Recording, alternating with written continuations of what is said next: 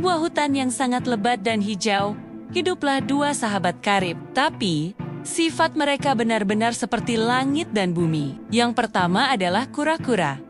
Seekor hewan yang sangat tenang, sabar luar biasa, dan kalau berjalan, pelan sekali. Setiap langkahnya penuh dengan ketelitian. Ia tidak pernah sekalipun marah, meskipun seringkali jadi korban kejahilan. Nah, sahabatnya ini kebalikannya. Namanya monyet, dia lincah, gesit, dan hobinya melompat dari dahan ke dahan. Tapi yang paling terkenal dari monyet adalah kejahilannya. Dia suka sekali membuat ulah.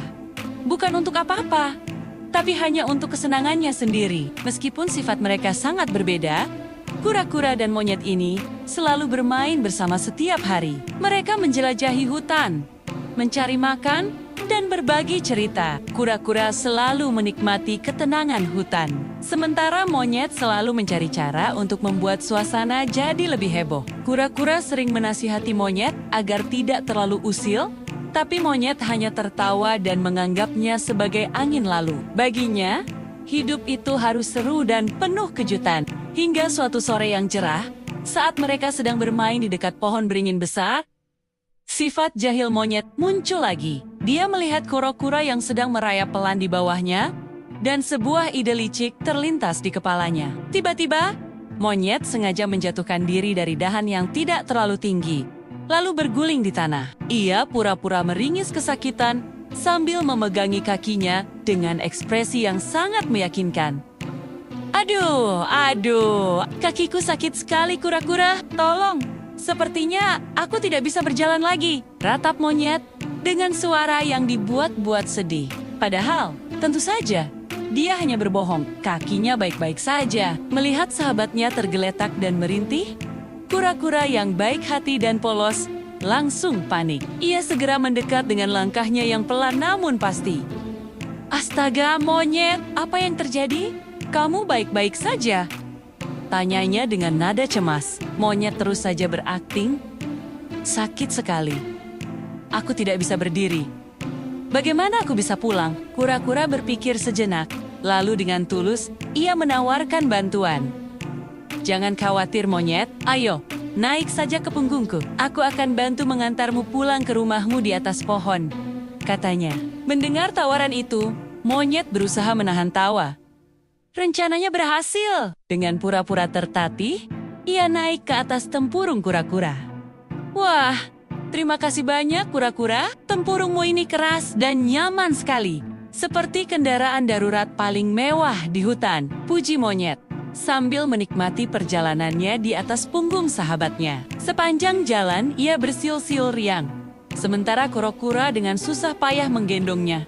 Sama sekali tidak sadar kalau ia sedang ditipu. Beberapa hari berlalu setelah insiden kaki palsu itu. Kura-kura sudah melupakan kejadian tersebut dan menganggapnya sebagai bagian dari petualangan mereka. Suatu pagi, saat kura-kura sedang asyik memakan daun-daun muda di pinggir sungai, tiba-tiba monyet muncul lagi. Kali ini, ia berlari dengan sangat kencang sambil berteriak panik. Kura-kura, gawat! Cepat bersembunyi, ada pemburu datang. Dia membawa jaring dan senapan, teriaknya dengan napas terengah-engah. Kura-kura yang mendengar teriakan itu langsung terkejut. Tentu saja, ia takut. Ia mencoba untuk lari secepat yang ia bisa. Tapi kita semua tahu, seberapa cepat seekor kura-kura bisa berlari.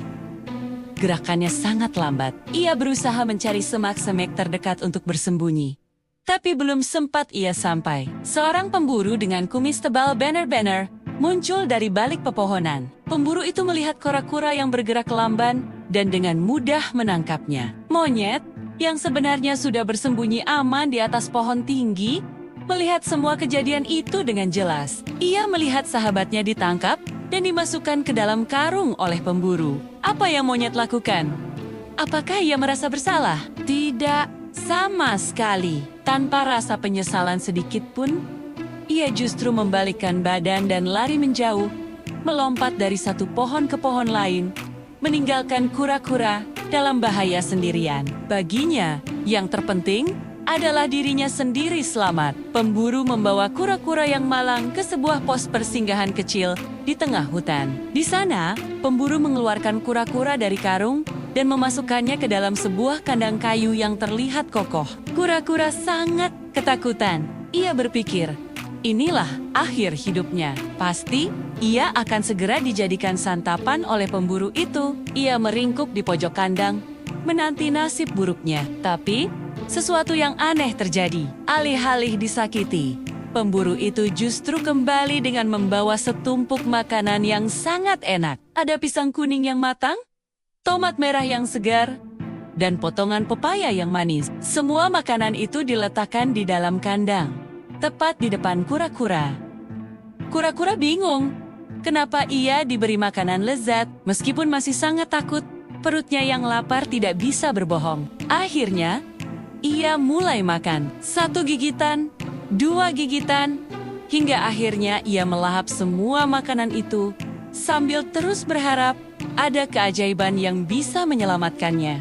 Sementara itu dari kayohan, monyet yang penasaran mengintip dari balik semak-semak. Ia ingin tahu apa yang terjadi pada kura-kura. Matanya terbelalak saat melihat sahabatnya itu berada di dalam kandang, dikelilingi oleh tumpukan buah-buahan favoritnya. Pikiran monyet langsung dipenuhi rasa iri dan serakah.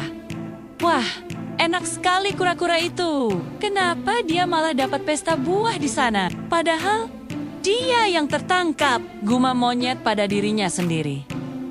Rasa cemburu membuatnya tidak bisa berpikir jernih. Didorong oleh keserakahannya, monyet memberanikan diri mendekati kandang. Ia memanggil kura-kura dengan nada yang dibuat Sioliala prihatin. Hei kura-kura, kenapa kau bisa dapat makanan sebanyak itu? Enak sekali kelihatannya. Tanyanya dengan nada iri yang tidak bisa disembunyikan. Kura-kura, yang melihat sahabatnya datang, merasa sedikit terhibur. Ia menjawab dengan polos, aku juga tidak tahu monyet, mungkin pemburu ini baik hati padaku. Atau mungkin mereka ingin aku menjadi gemuk dulu sebelum melakukan sesuatu padaku, katanya dengan nada cemas. Mendengar kata gemuk, pikiran jahil monyet langsung bekerja lagi. Dia tidak peduli dengan nasib kura-kura. Yang ia pikirkan hanyalah tumpukan buah lezat di dalam kandang itu. Ia berpikir, jika kura-kura saja bisa makan enak di dalam sana, kenapa dia tidak? Pasti dia juga bisa. Sebuah rencana licik kembali tersusun di kepalanya. Dengan memasang wajah paling manis dan penuh simpati, monyet mulai membujuk kura-kura. Kura-kura, kasihan sekali kau terkurung di sini sendirian. Pasti kau rindu dengan keluargamu kan? Begini saja, bagaimana kalau aku menggantikanmu sebentar di dalam kandang? Kau bisa keluar, lari sebentar untuk menemui keluargamu. Sementara itu, aku yang akan menunggu di sini. Jangan khawatir. Aku akan menjaga makananmu baik-baik, bujuk monyet dengan nada yang sangat meyakinkan. Kura-kura, yang hatinya begitu polos dan tidak pernah menaruh curiga sedikit pun pada sahabatnya, merasa terharu. Ia percaya begitu saja pada niat baik palsu monyet. Wah, benarkah monyet? Terima kasih banyak, kau memang sahabatku yang paling baik, kata kura-kura dengan tulus. Tanpa pikir panjang, kura-kura menunjukkan cara membuka kait pintu kandang dari dalam. Dengan sigap, monyet segera membuka pintu kayu itu. Ia membiarkan kura-kura merayap keluar dengan pelan. Begitu kura-kura keluar, monyet dengan gesit langsung melompat masuk ke dalam kandang dan menutup pintunya rapat-rapat. Begitu berada di dalam, monyet tertawa terbahak-bahak. Rencananya berhasil dengan sempurna. Tanpa buang waktu, ia langsung menyerbu sisa buah-buahan yang ada. Ia melahap pisang, pepaya, dan tomat dengan rakus. Ia makan terus, dan terus, sampai tidak ada satupun buah yang tersisa. Karena terlalu banyak makan, perutnya menjadi buncit dan terasa sangat berat. Merasa kekenyangan dan puas, monyet pun merebahkan diri di tumpukan jerami, dan tak lama kemudian, ia tertidur pulas di dalam sangkar. Menjelang malam, saat matahari mulai terbenam, pemburu kembali ke pos persinggahannya. Ia membawa tali dan pisau, mungkin berniat untuk mengurus kura-kura tangkapannya. Namun, alangkah terkejutnya dia saat melihat isi kandang. Bukan seekor kura-kura kecil yang ia lihat, melainkan seekor monyet gemuk dengan perut buncit yang sedang tertidur pulas sambil mendengkur. Pemburu mengucek matanya, tidak percaya. Lalu, tawanya meledak. Hahaha. Wah, betapa beruntungnya aku hari ini. Aku meninggalkan kura-kura dan kembali mendapatkan seekor monyet gemuk. Daging monyet tentu jauh lebih banyak daripada daging kura-kura, kata pemburu itu dengan girang. Malam itu, monyet yang serakah dan jahil tidak pernah terlihat lagi oleh para penghuni hutan. Kabar hilangnya monyet dengan cepat menyebar ke seluruh hutan. Banyak hewan yang merasa sedih, termasuk kura-kura. Meskipun monyet sering jahil, kura-kura tetap menganggapnya sebagai sahabat. Namun, peristiwa ini menjadi pelajaran yang sangat penting bagi semua penghuni hutan. Mereka sadar bahwa kejahilan, kebohongan, dan keserakahan pada akhirnya akan selalu kembali kepada pelakunya. Kebaikan hati dan kepolosan kura-kura memang sempat dimanfaatkan.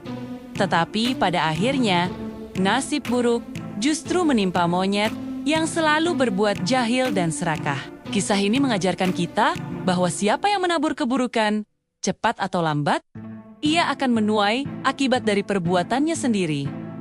Terima kasih sudah mendengarkan cerita ini. Jangan lupa untuk subscribe channel kami ya. Sampai jumpa di dongeng selanjutnya.